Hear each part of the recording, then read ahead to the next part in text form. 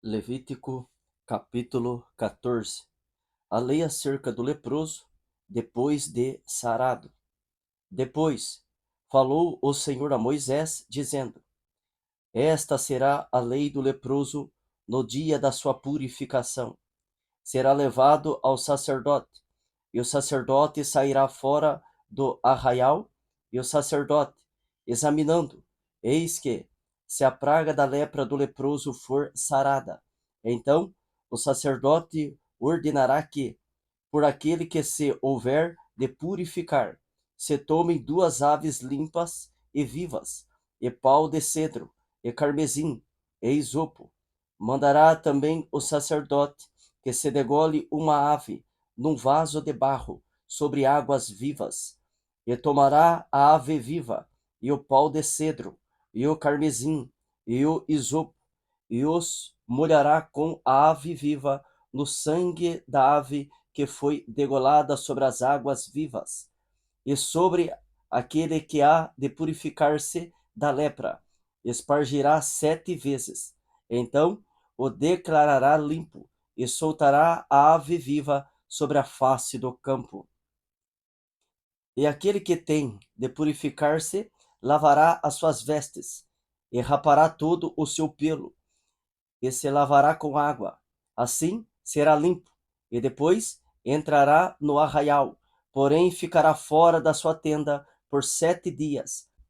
E será que, ao 7º dia, rapará todo o seu pelo, e a cabeça, e a barba, e as sobrancelhas dos seus olhos, e rapará todo o outro pelo, e lavará as suas vestes, e lavará a sua carne com água, e será limpo.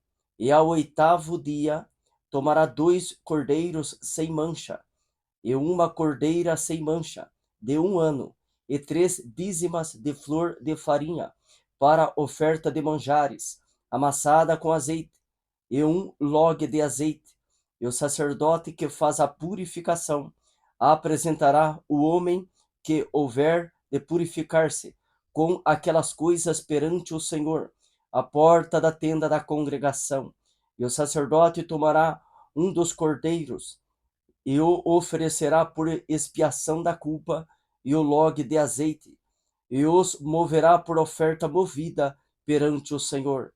Então degolará o cordeiro no lugar em que se degola a oferta pela expiação do pecado, e o holocausto no lugar santo, porque assim a oferta pela expiação da culpa e a oferta pela expiação do pecado são para o sacerdote coisas santíssimas são.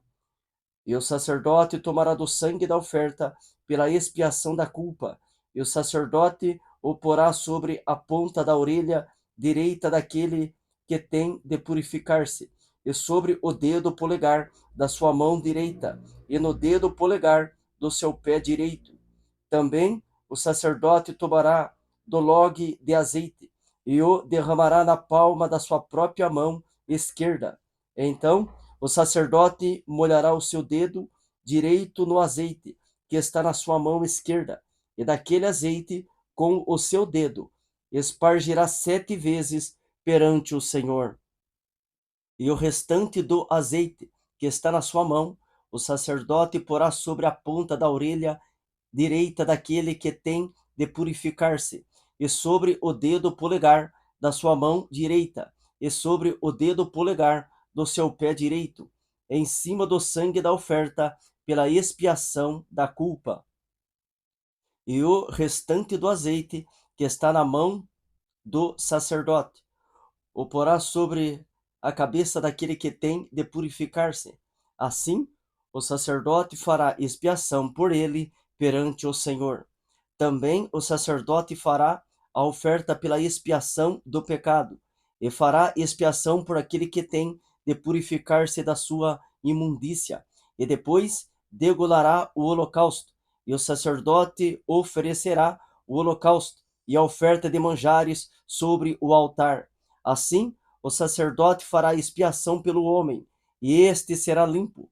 Porém, se for pobre, e a sua mão não alcançar tanto, tomará um cordeiro para a expiação da culpa em oferta de movimento, para fazer expiação por ele, e a dízima de flor de farinha, amassada com azeite, para oferta de manjares, e um log de azeite, e 2 rolas ou 2 pombinhos, conforme alcançar a sua mão, dos quais um será para expiação do pecado e o outro para holocausto. E ao 8º dia da sua purificação, os trará ao sacerdote, à porta da tenda da congregação, perante o Senhor. E o sacerdote tomará o cordeiro da expiação da culpa e o log de azeite, e o sacerdote os moverá por oferta movida perante o Senhor. Então degolará o cordeiro da expiação da culpa, e o sacerdote tomará do sangue da oferta pela expiação da culpa, e o porá sobre a ponta da orelha direita daquele que tem de purificar-se, e sobre o dedo polegar da sua mão direita, e sobre o dedo polegar do seu pé direito. Também o sacerdote derramará do azeite na palma da sua própria mão esquerda.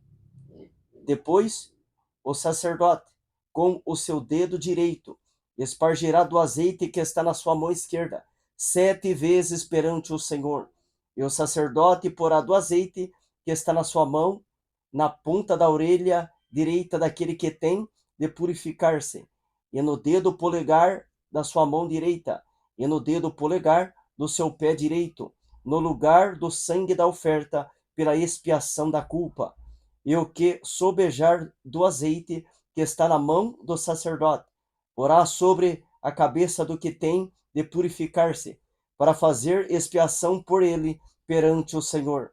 Depois oferecerá uma das rolas, ou um dos pombinhos, conforme alcançar a sua mão.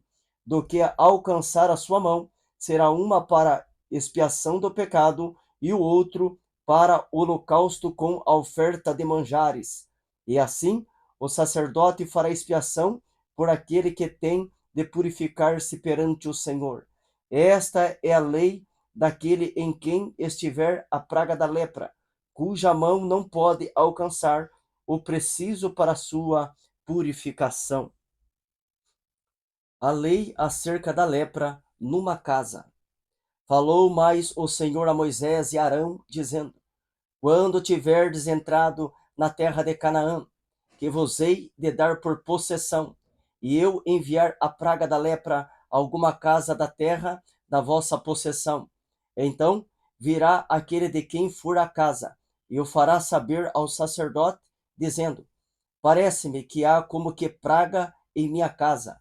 E o sacerdote ordenará que despejem a casa, antes que venha o sacerdote para examinar a praga, para que tudo o que está na casa não seja contaminado.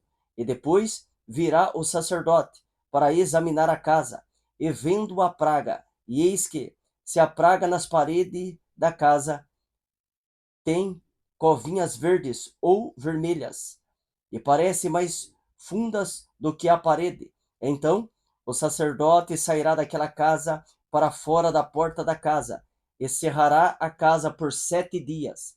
Depois tornará o sacerdote ao 7º dia e examinará, e, se vir que a praga nas paredes da casa se tem estendido, então o sacerdote ordenará que arranquem as pedras em que estiver a praga, e que as lancem fora da cidade, num lugar imundo, e fará raspar a casa por dentro ao redor, e o pó que houverem raspado lançarão fora da cidade, num lugar imundo. Depois tomarão outras pedras e as porão no lugar das primeiras pedras, e outro barro se tomará, e a casa se rebocará. Porém, se a praga tornar e brotar na casa, depois de se arrancarem as pedras, e depois de a casa ser raspada, e depois de ser rebocada, então o sacerdote entrará e, examinando, eis que, se a praga na casa se tem estendido, lepra roedora há na casa, imunda está. Portanto, se derrubará a casa, e as suas pedras, e a sua madeira, como também todo o barro da casa, e se levará tudo para fora da cidade, a um lugar imundo. E o que entrar naquela casa, em qualquer dia em que estiver fechada, será imundo até a tarde. Também o que se deitar a dormir em tal casa, lavará as suas vestes. E o que comer em tal casa, lavará as suas vestes. Porém, tornando o sacerdote a entrar e, examinando, eis que, se a praga na casa se não tem estendido, depois que a casa foi rebocada, o sacerdote declarará a casa limpa, porque a praga está curada. Depois tomará para espiar a casa 2 aves, e pau de cedro, e carmesim, e isopo, e degolará uma ave num vaso de barro sobre águas vivas. Então tomará pau de cedro, e o isopo, e o carmesim, e a ave viva, e os molhará na ave degolada e nas águas vivas, e espargirá a casa 7 vezes. Assim, espiará aquela casa com o sangue da avezinha, e com as águas vivas, e com a avezinha viva, e com o pau de cedro, e com o isopo, e com o carmesim. Então soltará a ave viva para fora da cidade, sobre a face do campo. Assim fará expiação pela casa e será limpa.